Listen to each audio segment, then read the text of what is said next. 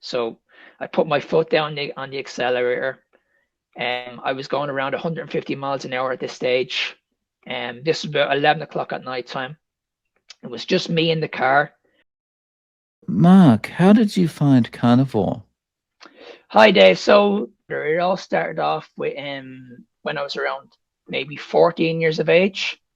I always struggled with food. I always struggled with my weight. I was always bullied in school. So as I mentioned, it started off when I was 14 years of age. I would have been one of those people that would have been picked last on a sports team. I would have never had the confidence to go up and speak to women. So it took its toll on me. And I decided at 14 years of age, okay, I want to try and lose this weight myself.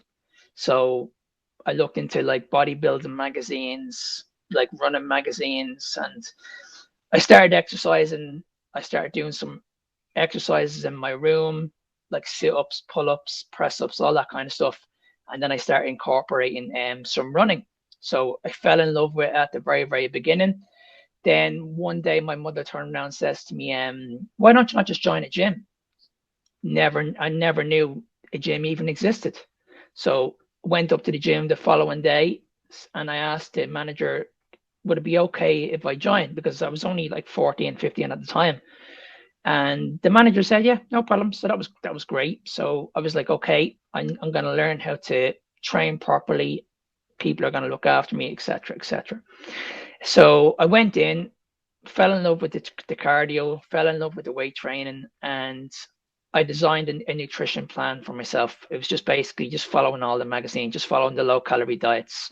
So I started off with just eating like proper foods, switching my carbohydrates to just clean carbohydrates, rice, sweet potato, all that kind of stuff. And I ate a lot of lean sources of meats, but I was still eating a lot of processed food, like the likes of beans, pizzas, stuff like that. So I didn't know anything better. So I did that for about a year. And then what happened was it kept on, it got to the stage where it took over my life.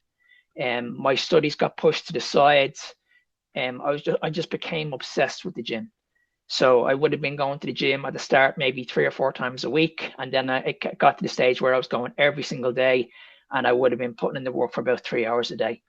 As I was doing that, my food was I was dropping my food down. So when I got to the later stages of my anorexia, um, this would have been in around a year, maybe 2 years later. So I dropped my food down extremely low and I kept my exercise, my energy output up. And I didn't realize that yes, I was losing the weight, but I didn't realize the damage and the effect it would have had on me in the long run. So the long story short, when I got to the madness, when I got extreme into it, I would have been maybe around under 50 pounds in body weight. So I don't know what that would have been around maybe 4.5 stone. I think that's when I was around 16, maybe 17 years of age. And I hid this from my parents for a long, long time. They never had any idea that I was going through this. They didn't have any idea that the food that I was eating was very, very low. I would have been only eating probably a Mars bar or a small bowl of cereal. That's it, pretty much everything, every single day. So maybe 150, maybe 200 calories max. Until we went on a family holiday. We went on a family holiday to Spain. And back then we didn't have remote controls to switch the buttons on the TV. So I got up out of the chair and I just went up to switch the channels. And I don't remember what happened after that. Apparently, I collapsed. I fainted. I was gone for 5 minutes. Apparently, my heart stopped also. No recollection of it whatsoever. Haven't got a clue. At this stage, I was running on fumes. My body had literally nothing to give. Nothing. I was just basically like a zombie, completely gone. So then I was put into a hospital in Spain. And this is when they treated me with anorexia. This is when they were saying, okay, you have anorexia. But again, I never heard of this. And they were saying to me, it's very unusual for men to have this. It's usually coming from women. So this was about 2 days before we were meant to go home. And they told me, like, listen, you won't be going home. We'll be having you in here for at least 3 weeks. So They brought me in and they said to me, like, listen, we're going to be feeding you every 2 hours. We're going to be giving you a drip. We're going to be feeding you every 2 hours, and we're going to try and help you. But at that stage, I had terrible fear of food. So to give me food, it would have scared the life out of me. So every time they did give me food, I'd go into the toilet or I'd throw it outside the window. I wouldn't eat it. And every time they put the drip into me, I would take it out and I would put it into a cup and then put the needle back in. So it was to the extreme. Um, and then it caught on. The guys were saying like, listen, they were telling me like, listen, if you want to go outside and walk with everybody else, or if you want to watch TV, or if you want to participate with everybody else, you need to eat. So at this stage, they were threatening me with the food that I must eat. And the food they were giving me, I'd say about 85% of it was processed. It would have been a lot of carbohydrates, a lot of rubbish. So to give you an example, I would have had like weight gainer shakes, weight gainer bars of chocolate, that kind of stuff. It would have been nowhere near as nutritious. And then for my dinner, very little protein, very a lot of carbohydrates, a lot of sauces, and then I would have had a dessert after that. And I never got to that stage where I was satisfied ever. It was just like I'm struggling here. So if I am eating, why am I feeling hungry after? So I did that for a while, and it worked. I put on the weight. I was on the right track. Then they brought me home. I had to continue. I had to continue that. I had to go to my local pharmacy, get the weight gainer shakes, get the bars, make sure I'm eating this with my food. And then I eventually put the weight on. It took its time, but it took about 2 or 3 years to put the weight back on. So then at that stage, I was around 18, 19 years of age, and my parents said, like, listen, you're never going to go through that ever again, ever. So they brought me into a rugby school. Um, and this is where they taught me about discipline, about how to lift weights properly, how to gain weight properly. And I was like, great, okay, I'm gonna build up my confidence. I'm gonna look great. I'm gonna learn how to lift properly, all that kind of stuff, and I'm gonna learn a lot about nutrition. So I was there for about 4 or 5 years, and this was the opposite. Again, these were feeding me like literally every 2 hours, but it was a lot of like again junk food, like processed. I would have been like having the sugars during my training. I would have had the protein shakes, the protein bars. I would have had lots of carbohydrate foods, again rice, sweet potatoes. And in my mind, I was thinking, okay, I'm eating healthy here, so it's completely fine. These are the experts. So but once I listen to these people, then I'll be fine. I at the end of 5 years. Now you're talking to someone that when he came out of his anorexia, I was around maybe around the 120, maybe 130 pounds, which is around 9 stone or something like that. When I finished my rugby career, I was around 24 or maybe 25 years of age. I had blew up to 300 pounds. So I was extremely obese. I'm only 5'3". Um, And this wasn't muscle. no, no. And I in my mind, I was huge. Like I had a lot of mass, and in my mind, I was like, okay, I'm building muscle here. I didn't know anything better. I was just listening to the guys. They were just saying like, listen, do this, do this, do this. Just do what you're told. That's what you need to do. So I was getting bigger. I was getting stronger, and I felt really good. I felt powerful. It was only until I went on the pitch, I couldn't last 10 minutes, 15 minutes max. I couldn't run. Small things like walking up the stairs, I was out of breath. Mental health destroyed. I was depressed, didn't feel good at all. I was in a really, really dark place. I might have looked huge and intimidating, but inside I just felt like crap. So after that, then that's when I got into fitness. And I was learning, okay, I need to start learning this about myself. So this is when it took its toll on me for about 15 years. I did every single diet, low carb, high carb, carb backloading, paleo, like you name it. I went through all the diets just to try and find that sweet spot where I'd be happy with. Because again, I never had that food freedom.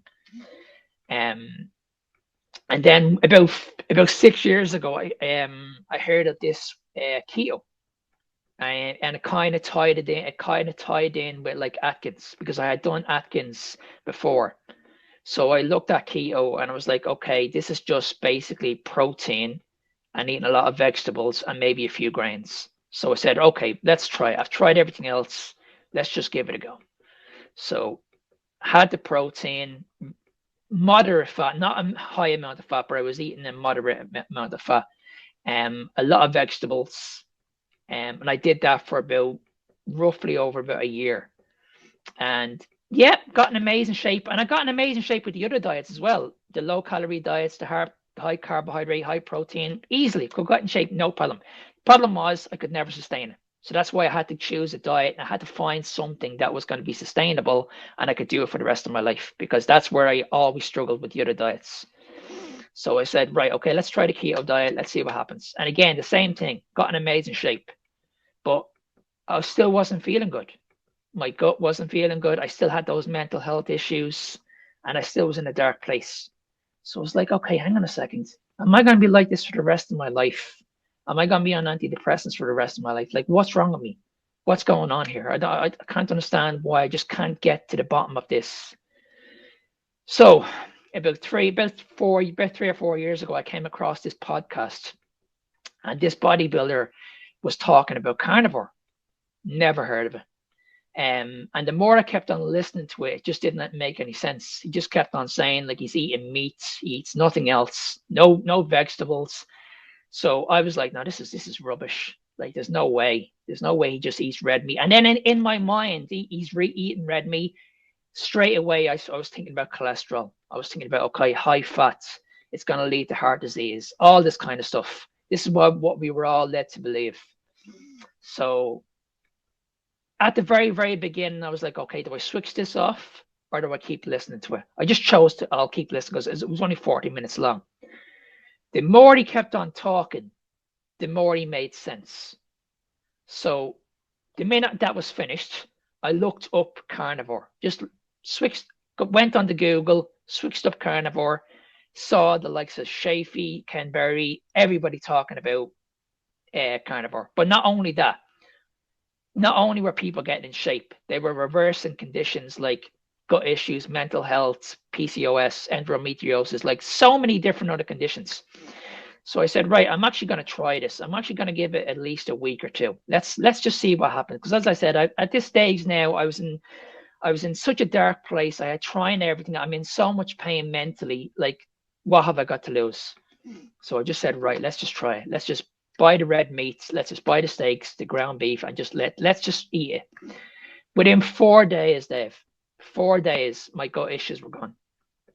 My mental health, I was waking up every morning.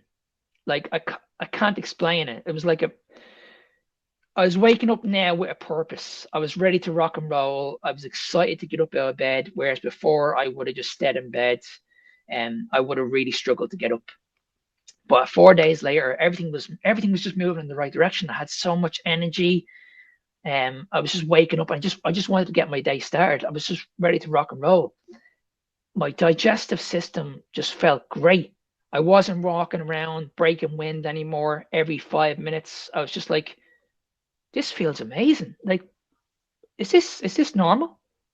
Absolutely, it's just completely normal. So I said, right, I'm gonna continue doing this for another month.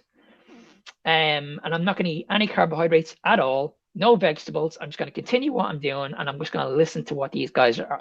I'm just going to study these guys for a month. So that's what I did. I did it for about a month, and I was like, okay, this is doing amazing things for me, amazing things for me. So I need to start coaching this. I need to start doing videos and talk to people about this because I think more people actually need to hear about this because I've been there. I've been underweight, I've been overweight, I've had the mental health issues. People need to hear about this.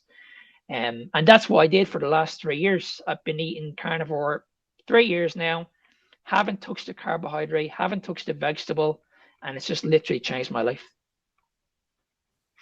That's awesome. For 3 years, and the gut issues are gone. Like, what is the difference in mental health between, I don't know, 6 years ago and now? Oh, it was really, really bad. Like 6 years ago, I would say there was one time. This would have been about 8 or 10 years ago when I was in a really, really dark place, really, really dark place, and we only had a little girl, and she was only like four. This was like 4 years later, so she was about 4 years of age, and at that stage, I was going through an awful lot of pain mentally, an awful lot of pain, and I kept on saying to my girlfriend, like, "Listen, you'd be better off without me." I was just in a really, really dark place. And I remember one night she had gone to bed and I just said, right, I'm just going to go on a drive. So I got in my car and I was on my M50 main road. And I just said to myself, right, if I speed up this car as fast as it can, just go as fast as I can and hit a pole, this pain will be all gone. So I decided I'm actually going to go for it. So I put my foot down on the accelerator. I was going around 150 miles an hour at this stage. This was about 11 o'clock at night time. It was just me in the car. I was doing this for about 5 minutes, and I'd say I was around 2 minutes from hitting a pole. And just before I was going to hit that pole, my daughter turned around and said to me, "I'll never forget it. Don't do it, Daddy."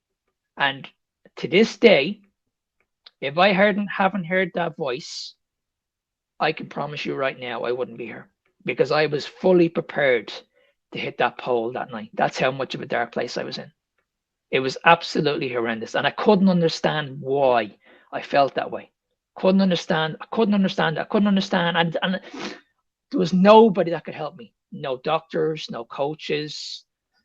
I just was one of those stubborn people that I was just like, you know what? No, I've tried it all myself. You're not going to help me. I don't want to be on the medication. I don't want to be on the antidepressants. I just want to get rid of all this pain myself. Um, and yeah, as I said, I had this conversation with my girlfriend on many, many occasions that I think you'd be better off without me.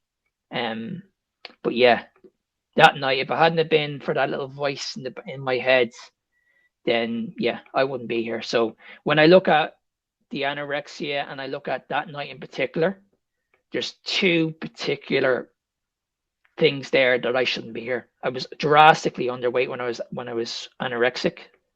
Again, my heart had stopped, so I'm lucky to be alive. And that night also, it was just absolutely horrendous. Wow. Well, I'm really glad you've got to the other side. And so 3 years doing this. How has it been? Like, how are you eating? What do people say to you when they So see you yeah, this way? so my parents at the very, very beginning were questioning it big time. So was my girlfriend.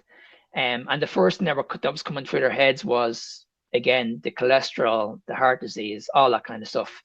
But this is when I was educating them and saying, listen, I feel great. Like you don't understand. It's what you guys are doing that's actually the problem. You guys are walking around and you're having the high levels of inflammation. You're not feeling good. And you guys are going to the doctor. You're looking for medication. You're only putting a band-aid on the problem. I've actually fixed the problem. I've addressed this. I've been through all the pain. Now I'm eating the way I should be eating. Whereas these were questioning and wanted me to eat the cereal, eat the carbohydrates, eat the chocolate, have the cheat meals, have the alcohol, go out at the weekends, all that kind of stuff. But they didn't realize that this was actually doing the damage. This is what was actually put me into a dark place in the first place. So it took a little bit of time for them to get around.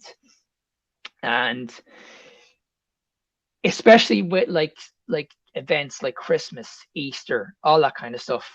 They kind of they couldn't understand why I was sitting with them having a meal and all that would have been on my plate pretty much was it's just a steak or red meat or anything like that. So they couldn't get their head around why am I just eating red meat. They were brought up to believe the same with me that you should have the rainbow on your plate, the vegetables, the 5 portions, the carbohydrates, a little bit of chicken. So the more you have on your plate, the better. You know what I mean? So when it came to just having one or two things on your plate, it was very, very hard for them to get their head around. Was it? I mean, they would probably, knowing your history, they would probably have had a concern as well. No, because Oh like, yeah, yeah, yeah, is he going down another the same road, just a different path, kind of thing? yeah, 100%. When it got to that stage, people were saying to me like, "Listen, you've lost it. You like there's something wrong with you. Um, you're absolutely crazy." But I lost an awful lot of friends doing this diet because people were absolutely convinced like this is never going to work. You're going, as I said, you're gonna die of heart disease. You're not listening to me. And a lot of people just as a lot of I lost an awful lot of friends. Like it's like people would ask me like, listen, why are you not coming out for us for a drink?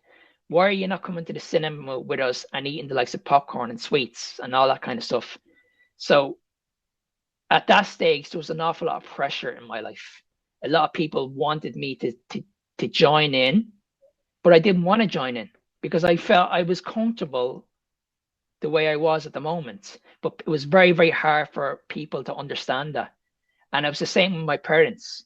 When I used to go up to my parents' house, I would say, like, listen, just give me like a steak. If you're gonna give me something to eat, just give me a steak, or just give me a coffee and I'll just add some butter into it. Um, and my mother would have been like she would have spoiled us for a long, long time. She would have been one of those people that when you go up to the house, she'd fill the table up with like lots of treats, and she'd really spoil us, really, really spoil us. And to push that aside, that really hurt her. So I had to try and explain to her, like, listen, you're not hurting me. You're basically helping me. I don't want that anymore. I just want to eat the way this is just doing amazing stuff for me. So that's when I said to myself, okay, listen, I need to look after my family now. I need to get my family to eat this way because they don't understand that what they're doing is they're actually poisoning themselves.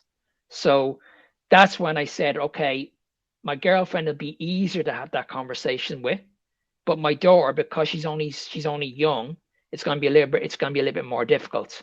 But at the same time, we have to make sure that we're not feeding our child crap. So at this stage, I just said, well, okay, we need to reduce the processed food, stop buying a crap. We need to have these conversations with the parents, the grannies, all that kind of stuff. We need to have this conversation and say, listen, no more treats. Let's just give our daughter the right food. So that was a little bit challenging. That took its toll. My girlfriend, it took about 6 months to convince her to do the carnivore diet. It took an awful long time because I knew she couldn't get rid of that addiction, that food addiction. It was very, very hard to give the sugar. She loved her alcohol. She loved her treats. She loved having those desserts after her meals. So it was really, really hard to get her off that. So it took around 6 months, 6 months. But when I look back at it now and where she is right now, it was well worth it. And when I look at what my child is actually eating now, also, it's been well worth it. I've noticed that in her exams, she's getting better exams. She used to be very, very stressed. Now she's just completely relaxed. You know what I mean? There's no anxiety. She's in college now at the moment. So you can see the difference in her mindset. She wakes up every single day. She's got loads of energy. She's feeling good about herself. She's giving her body the right food. Whereas before she would have been panicking. Um, like she's not working. She's not able to afford a lot of food like we get the food in. Whereas before, like 2 years ago, she would have struggled financially to get the food. So she was relying on the processed food, like the noodles and bread and toast and all the rubbish food you see people in college now eat nowadays. Whereas now she only probably eats 2 meals a day.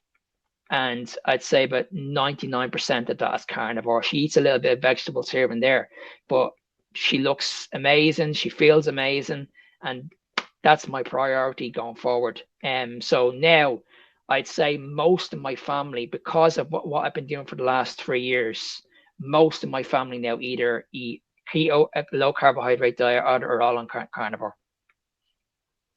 Wow, that's amazing. It's nice to hear you've had so much influence. Um, so what's your menu like of a day?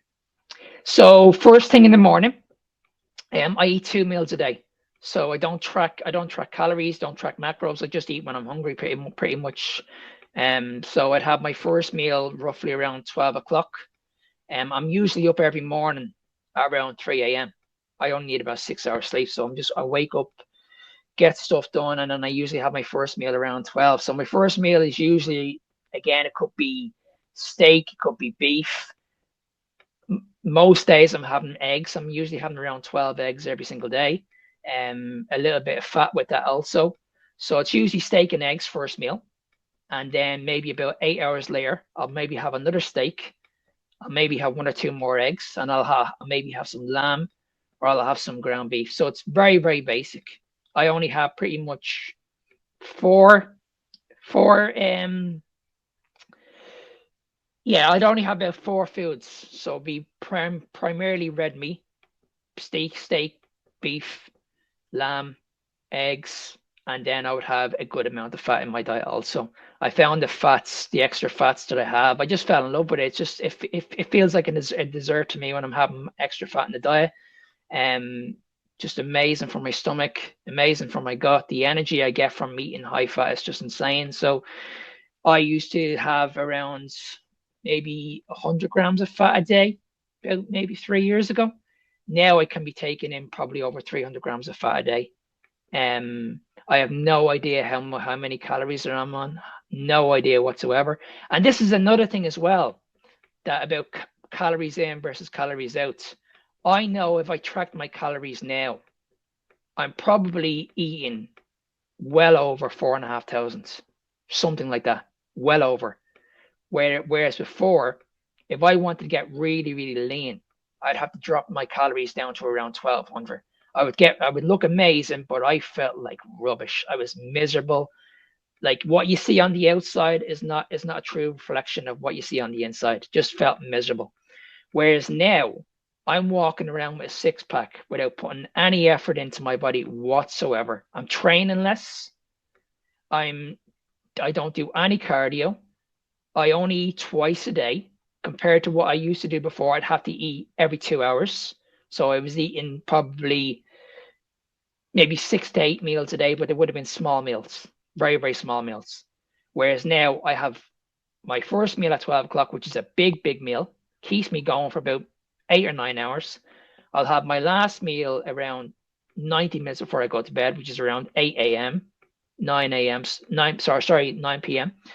And that's it. I just eat when I'm hungry and I stop when I'm full. That's it. I all that overthinking about, okay, I need to measure stuff now. I need to track my calories. I need to track my food. That's all gone. Everything in my life now is just I'm pure relaxed. That that food freedom that I've always wanted, that satiety feeling also. I'm there now. I don't have that fear around food anymore. I don't have that fear walking around with my vest on. Whereas before, in the summer, in the scorching heat, I would have wore t-shirts. I would have been afraid to show off what I look like because in my mind, I still would have been fat.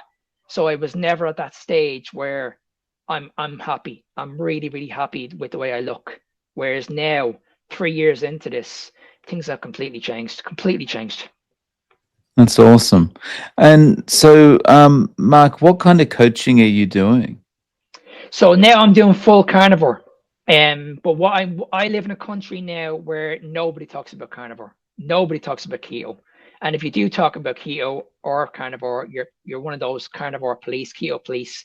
You're just trying to kill people. So I made the decision when I start coaching this, I'm going to put on my Instagram that I'm just fitness beyond time. I'm not going to do like carnivore mark or keto mark or anything like that because if I do, people will just scroll past my page and they'd be like, listen, I'm not going near him. Whereas now what I do is I work in phases. So if someone comes to me and they've got a massive food addiction, sugar addiction, they're struggling with food now, they're getting ready to go on Ozempic, for example. I want to be reaching out to these people and saying, well, listen, Okay, I'm not going to put you on the carnivore lifestyle or keto lifestyle, but I'm going to build you into it. So usually what happens is after around 2 months, these people are actually getting back to me and saying to me, Mark, I don't actually think I need the carbohydrates anymore. So tick, we're going the right direction. Then they'll say to me, Mark, everything's going really, really well, but I'm walking around with digestive issues. My gut is not the best. My mental health is not the best. This is when I'll say, okay, well, let's remove the last piece of the jigsaw. Let's get rid of the vegetables. Let's just stick with animal based. At this stage, they trust me because they've seen the progress. They've seen the progression. We've went from eliminating processed, eliminating the grains, eliminating the carbohydrates. Now it's the last one. We're eliminating the vegetables. At this point, they're like, you know what? I trust everything you say. I'm actually going to do it. Whereas if I said at the very, very beginning, we're eliminating the processed food, we're eliminating the carbohydrates, we're eliminating the vegetables, within a week, these people say to me, listen, you're crazy. I'm going to somebody else. So I just said, let's work in phases. So it used, depending on the person, it takes about maybe 6 to 12 weeks to heal the body. Get the body in the right frame of mind, get everything feeling really, really good, and then we can move on then and we can really focus on what you want to achieve, whether it's building muscle, losing weight, because at that stage then everything internal just feels great. It feels amazing. So whatever I give them, they can do it. And that's how it works.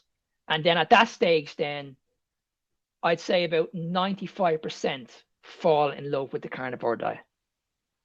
I'll have the odd client that wants to keep carbohydrates in, and I have no problem with that. No problem with that whatsoever. But at that stage, I would rather put the carbohydrates in the diet where they're probably going to be most beneficial, and that's pretty much before training because you can burn them off during the training. So I'll say to people, okay, if you can't give up your carbohydrates, no problem, but let's put them in before the training, and then every other day, let's just stick to an animal-based diet. That's it. And people don't have any issues with that. No issues with that whatsoever. So it's just like maybe about 30, 50 grams before they work out. And I know if they train really, really hard and the intensity is there in the training sessions, by the time they come out of that training session, that they're going to burn all that off. And then they can go back to their animal-based diet. And it works. It works for an awful lot of people. So about 95% of the people that I'm working with at the moment are strict carnivore. And I would say I have around 5% that implement low carbohydrate. They're still eating the carbohydrates and they have a little bit of vegetable in their diet. And do you feel like this is getting a bit of momentum? In regards to the carnivore diet, Yeah, in kind of in your area, like you're in Ireland, right? oh yeah, yeah. Like people, like I do a video every day on my social media. I talk about like so many different things, like diabetes, PCOS, endometriosis, why you're struggling to lose weight, food noise, Ozempic, all that kind of stuff. Um, and people are getting on to me and they're questioning things. They're like, you know what, you actually make more sense than what my PT says or what my doctor says. Would you mind if I ask you a few more questions? And I'm like, yeah, ask me as much as you like. Because I'm getting people to think differently to what you see on social media, where it's all about calories, calorie deficits, all that kind of stuff. They're just focusing on one thing and one thing only, and that's just losing weight. They're not focusing on people's health. So that's where I tie in. I'm focusing a lot on people's health. I do an awful lot of talking on food noise because that's my audience at the moment. There's an awful lot of people out there that are struggling with food noise. And this is the reason why Ozempic is such a big thing at the moment because people just cannot get down to why they're struggling with their food, why they're struggling with hunger, why they're struggling with cravings. And that's why I feel like I have to keep on doing these videos every day and explain to people, like, listen, this is not a medication. This is not a medical problem. This is a food problem. So the more I keep on tying this in with people, they're seeing both sides of the spectrum. They're saying, right, okay, but this person is saying to me that this is a medical problem. I'm going to be on Ozempic for the rest of my life. And I'm on the other side saying, like, listen, no, this is not a food. This is not a medical problem. This is a food problem. You need to address key things in the diet, like insulin, leptin, ghrelin, all that kind of stuff. So when I talk about this, people are like, this actually, I've never heard of this before. So they're encouraging me to keep on making more videos, and then they're asking me questions, and then they're saying to me like, "Listen, why don't you not go get on podcasts and start talking about this kind of stuff?" So that's when I said, right, okay, I'm gonna start talking to people that actually need to hear this. And that's what I enjoy every day now. I enjoy waking up every morning, and I know that I'm gonna make a video that's actually going to change one person's life. And if I can change one person's life or change someone's thinking, then my job is done, because I'm going to continue doing that. I think that this message needs to be put out there constantly. There's so many people out there that are struggling, really, really struggling. Like I lost my parents last year to cancer. Um, and if I didn't know what I know now, I would have just said to the doctors, okay, they're the experts, they know what they're talking about. I watched my parents for 6 months really struggle. Now, I mean, really, really struggle. We were told back in November, like in 23, that these only have a few months to live. And I was looking at, I was like, okay, listen, I need to do something here. I really need to do something here. So I spoke to them. I said, listen, guys, you need to listen to me. You need to listen to me. I need you guys on an animal-based diet. I need you on a high-fat diet. Just trust me on this. Just do what I say. Just do what I say. But it didn't work. They were in the doctor's hands, and this was the worst place I wanted them to be in. Um, and I spoke to the doctor. I said, listen, why are you feeding these people medication and crap every 2 hours? Like literally every 2 hours. The doctors had told me out straight, because you don't have a PhD, you don't know what you're talking about. Because at this stage, I was coming in like with like food from my mother and father. Like I was coming in like with the steak and eggs, and I said, listen, guys, just eat this. Don't eat what they're giving you. Just eat this, please. Just eat this. By the time it was around 8 weeks out from their death, their stomach, I knew for a fact their stomach had been flooded with medication. They were losing muscle mass. They were deteriorating in front of my eyes. It was extremely painful to watch. Extremely painful to watch. But not only that, I was looking around the wards, and I seen so many people in their 40s, 30s, 40s, 50s, people that should be thriving in life, that should be like enjoying their life, in the hands of these people. Now, don't get me wrong, I have nothing against doctors. If I have a broken arm, a broken leg, something like that, I'm going to see the doctor. But when it comes to nutrition, I'm sorry, just because I don't have a nutrition degree in carnivore does not mean that I don't know what I'm talking about. The reason why I know what I'm talking about is because in the last 3 years, I would say in the last 3 years, I've helped over 150 people. 150 people. Now, you're talking about obesity, PCOS, endometriosis, diabetes, mental health. Mental health is a big one, huge one. Food noise. I've had people that were on the verge of going to get plastic surgery, get these treatments done, remove their bellies, shrink their bellies. I've had so many people come to me, and we've got them out the other side. And that gives me the encouragement to continue what I'm doing, because that's what I need to do now. I need to be a voice in my country. I know it's going to take a bit of time. I know I'm going up against some big players, like I said, the doctors, the government, all that kind of stuff. I know it's going to take a bit of time, but I'm at a stage now where, because I'm looking after myself, I'm eating the right food. I feel like I'm ready for the fight. And it's amazing now that I live in a country now that people are starting to listen, and I'm able to talk to the likes of you. I'm able to talk to the likes of Ken. I've had Ken Berry on. I've spoken to Dr. Shafee. I've spoken to many people in the carnivore community, which is amazing, because if I didn't have that, if I wasn't able to talk to these people, I'd probably go mad, because I can't have the conversation with anybody else. Like, everybody here won't have that conversation with me. You know what I mean? So it's very hard when you're in a gym, for example, and someone will say to you, I'm I'm really struggling. Like, I hear so many times when I'm in the changing rooms in the gyms, I'll hear people that are the same age as me. Like, I'm 50. I'll be 51 in November this year. So people are in their 50s, a little bit younger, and they're talking about they're exhausted, absolutely exhausted. They're fatigued. You can hear that they go to the gym to address their mental health issues, and it's like, do you not realize what you have in your hands? They're walking into the gym with these Lucasade drinks, orange drinks. They're having their bananas straight after workouts, and I'm like, guys, like, trust me, get rid of this stuff. Like, this is doing the damage, and it just makes me really angry, because it's not their fault. They've just been educated the wrong way.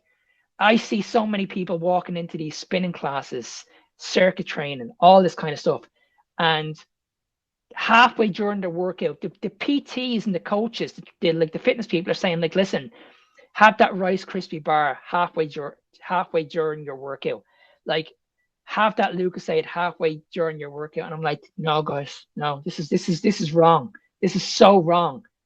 And I've been there, because I was taught this as well back in college. Like, carbohydrates are your main source of energy. Like, your brain needs glucose.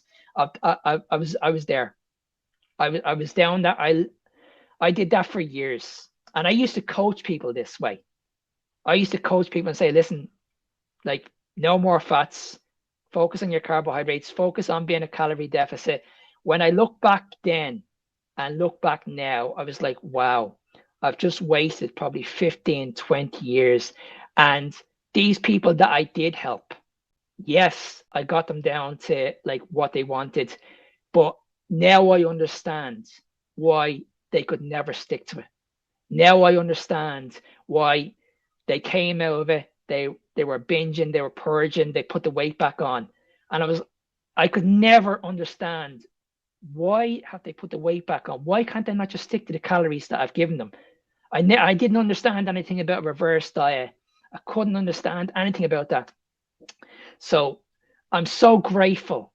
I'm so grateful that Carnivore has come into my life. And I know for a fact that the people that I've worked with and I've helped with in the last 3 years, they're also grateful, because the amount of messages I get, like, I have people now that 3 years later are still with me, because we've built a community now. We've built a strong Facebook community. People are learning off each other, and people are coming into the Facebook group every single day, and they're asking questions, because they're like, because they've been through all the diets. They've done all the rubbish. Now they want to learn about this. They want to learn about insulin. They want to learn about fats. They want to learn about how important cholesterol is for the body, and how chronic inflammation is actually doing the damage. How carbohydrates are not an essential macronutrient. How vegetables are not an essential macronutrient. When people come in and ask these questions, it makes me feel proud, because we're making a difference now. And that's what I want to continue going forward. Nice. So, how can people reach out to you, Mark? What's the best way of getting in contact? So the best way to reach out to me, I'm on social media, on all platforms of Fitness Beyond Time. And if it's okay with Dave, I'm actually going to give you guys my link. And if you guys are in a situation at the moment where you are struggling, and you can't see any way out, you've done all the diets, guys, just please read what I'm going to give you guys. Okay, it's a gift from me to you. Just please read it before you do any of the diet, if that's okay with Dave. So you can find me on all social media, Fitness Beyond Time 01, or if you want to get in contact with me, you can just send me an email at nsmark93@gmail.com. Awesome. Yeah, and no problems about sharing that as well. I'll put everything in the show notes. Mark, thank you so much for coming on and sharing your story. I really appreciate your time. No problem, Dave. Again, thanks very much for having me on. And again, you have inspired me to do these kind of things, the likes of yourself, as I mentioned, Ken Berry. So without you guys, um, I probably wouldn't be doing these things also. So it's been amazing to come on your show, and I'll keep on watching your videos also.